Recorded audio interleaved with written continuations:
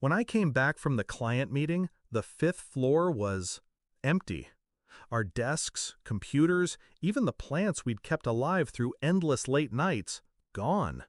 In their place, a sleek new setup gleamed under the sunlight, perfectly arranged for the company's new star, Kyle. My team was huddled by the elevator, pale, silent. They'd been told we were being moved downstairs, to the basement, no windows, broken air conditioning, storage boxes stacked against the walls like a prison. Greg, our boss, stood in the hallway, arms crossed, smirking. "Client-facing teams need the best offices," he said. "You'll manage fine in the basement." I didn't argue. I didn't shout. I just looked at my team and said, "Pack your bags." They thought I meant for the basement. I didn't. Flashback. The first time I met Greg.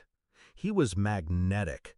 Talked fast, shook your hand like he was closing a deal with you personally. He told me I was the missing piece to his department, said we'd build something unshakable. For 2 years, I believed him.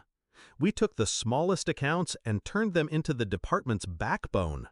I defended him in meetings when other executives called his methods reckless. I shielded him from client complaints. But Greg was the kind of man who thought loyalty was just another resource, like office supplies, to be used up. The first crack appeared 6 months ago. A deal I'd nurtured for a year suddenly wasn't mine anymore. Greg handed it to Kyle, a fresh hire with a jawline like a recruitment ad and a LinkedIn full of buzzwords. "Optics," Greg said. "You're better with the small stuff." Then came the sudden restructuring. My budget was cut in half without warning. Promises of promotions evaporated. And slowly, my team's work started appearing in presentations with Kyle's name on it. The basement move was the final insult. But by then, I was already halfway through my plan. I'd spent the past 3 months building something quiet, off the company radar, a consulting branch under my own name. I wasn't poaching clients, not yet. I was building trust, offering informal advice, helping them solve problems Greg didn't even know existed. At the same time, I'd been securing NDAs with my team, side contracts, legal, airtight. They thought it was just for some freelance opportunities I might offer them later. They didn't know they were already part of a different company, mine. When Greg moved us to the basement, I knew it was time. That afternoon, I told my team to meet me at the cafe across the street after work. No company laptops, no company email. We sat in the back corner, away from the windows. I laid it out. The clients, the contracts, the escape route. I told them that if they wanted out, they could walk into new jobs, same pay, better terms, by Monday morning.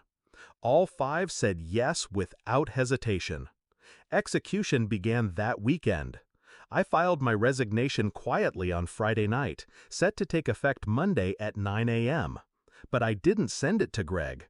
I sent it to the board, along with a report, detailed, time-stamped, showing how Greg had been misrepresenting project data and taking credit for my team's work. Monday morning, my team didn't show up to the basement, or the 5th floor. They were in our new office, 1 block away. Clients who'd been on the fence about renewing with the company signed with me instead. Greg called me at 10 a.m. "You can't just take them," he hissed. "I didn't," I said. "They left." "You think you can build something without me?" I smiled, though he couldn't see it. "Already did." I hung up. The real confrontation came a week later. Greg showed up at my new office. He didn't knock, just barged in like he still owned the air I breathed. His suit was rumpled, his tie was loose. "You're destroying me," he said. I leaned back in my chair. "No, Greg, you destroyed yourself the moment you decided Kyle was worth more than the people keeping you afloat."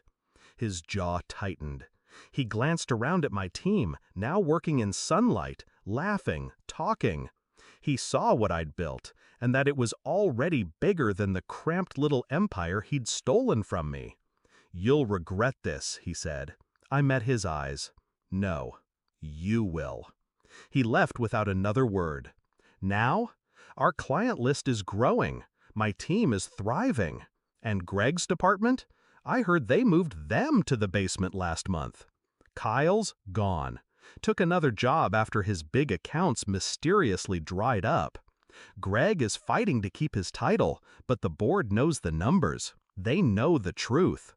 I've learned something about revenge. It doesn't have to be dramatic. It doesn't have to be loud. It just has to be complete. When people ask why I left, I just say, the basement didn't suit me. I don't tell them that the basement was the best thing that ever happened to me, or that the moment Greg thought he'd humiliated me was the